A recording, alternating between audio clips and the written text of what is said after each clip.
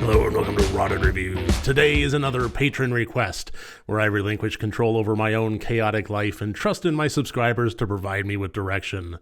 Is this sagacious or foolhardy? Time will tell, as Ben Grimm assigns me the task of watching and reviewing the 2012 Rob Zombie movie, The Lords of Salem. Ben states that the reason for his pick is, I've heard lots of people bad-mouthing this movie that I really enjoy. One of the top of the zombie catalog, please set the people straight on its greatness. No pressure. Written and directed by the Z-Man, this movie introduces us to the character of 𝗘𝗾𝗂𝗶𝗽𝗺𝗀, played, to everybody's absolute shocked astonishment, Sheri Moon Zombie. 𝗘𝗾𝗂𝗶𝗽𝗺 is one part of a radio DJ trio in the town of Salem alongside Whitey and Herman, played by Jeff Daniel Phillips and Ken Foree respectively. All seems well. She appears to enjoy her job, lives in a nice apartment, has a playful doggy, and as a recovering addict is attending meetings and keeping clean. Things start to go sideways, however, when a delivery comes to her in the form of an unusually thick record featuring music from a band calling themselves The Lords.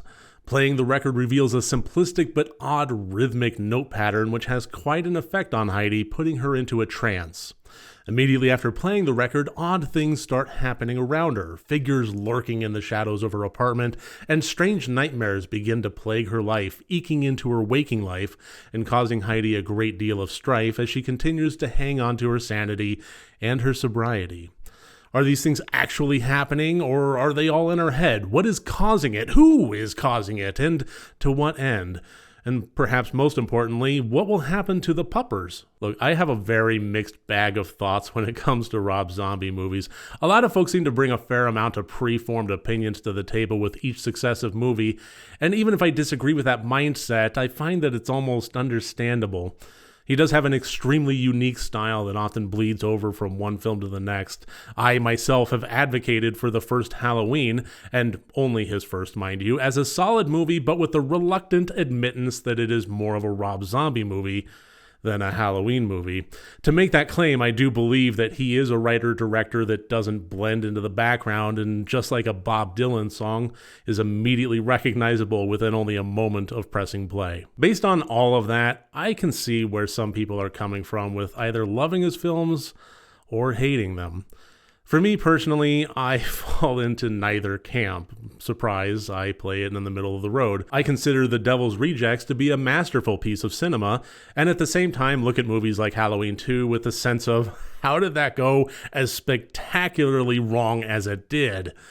It's fair to say that in my opinion, as a director, Rob Zombie is very hit or miss. So where does The Lords of Salem land for me? Is Ben right that I'm going to be setting people straight on its greatness? No.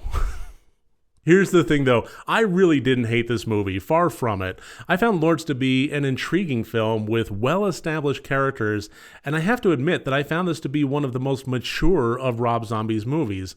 Not mature as in only for mature audiences, but mature as in grown up, refined, knowing when to go bonkers and also knowing when to tone it down and show love for the quiet moment. I appreciate that, and I think it shows growth as a filmmaker. Doing my best to ignore the Monsters trailer, admittedly. I think the problem that I had with Lords of Salem is balance. I actually really liked the 𝗘𝗾𝗂𝗶𝗽𝗺 character, and in my opinion, Sheri performed this role well. There was great banter and a well-established profile that drew me in instantly. There was a strength in her solitude and a peace in the manner she carried herself that I found endearing and admirable. So when things started to go wrong for her, I was drawn in and invested, which is the real key for a lot of horror movies that can so often get lost: audience investment. So on that note, Rob Zombie hit a home run with laying a solid foundation. As the movie progressed and the bonkers situation started to really ramp up, I began to feel more disconnected. I felt like the question of whether or not these things were actually happening to 𝗘𝗾𝗂𝗶𝗽𝗺, whether they were really monsters in the shadows or figments of her imagination, were done a bit of a disservice by the presence of those shadowed creatures escaping her notice. As a matter of character perspective, if things really were all in her head, they wouldn't exist unless she noticed them or was in some way aware of them. So the fundamental conflict and questioning of reality became a bit undone. More importantly, the idea of having absurdly escalating situations peak at the moment of waking up in a cold sweat from a nightmare is a bit of a groaner at the best of times. Played out is honestly a generous assessment, but it can often be forgiven for appearing in a film. When it happens over and over, however, it makes me wonder what we're hanging on to. I know the Heidi character was supposed to have been questioning her own reality, but there are methods to achieve that without sacrificing the audience's immersion and investment, and the quick nightmare waking happening repeatedly does just that. And lastly, the core elements of the conflict, story, and what made this movie work for me were all pretty well answered and tidied up by the time when the film was only a bit over halfway through. The remainder of it was the continuation of the reveal as it basically disengaged the brakes and began careening down the hill, getting more and more embedded in its own nightmare. There's a part of me that enjoyed that, and another part that was wondering if it wasn't too much style over substance.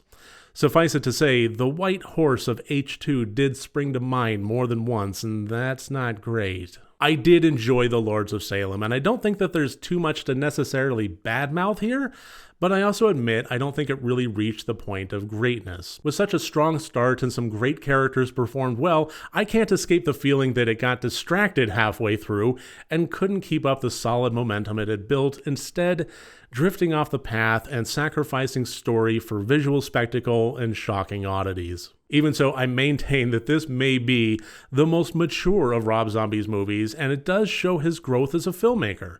I may not have loved it, but I did like it more than I was fearing, and I think that this is enough of a departure that RZ fans and non-fans alike may find something special about The Lords of Salem. So thank you, Ben, for recommending this one. I'm glad for the opportunity to take this off of my to-watch list, and thank you for joining me here. I do hope you like this video, and I hope you have a great rest of your day. Take care, and remember, next time you want to watch a horror movie, first make sure that it's good and rotted.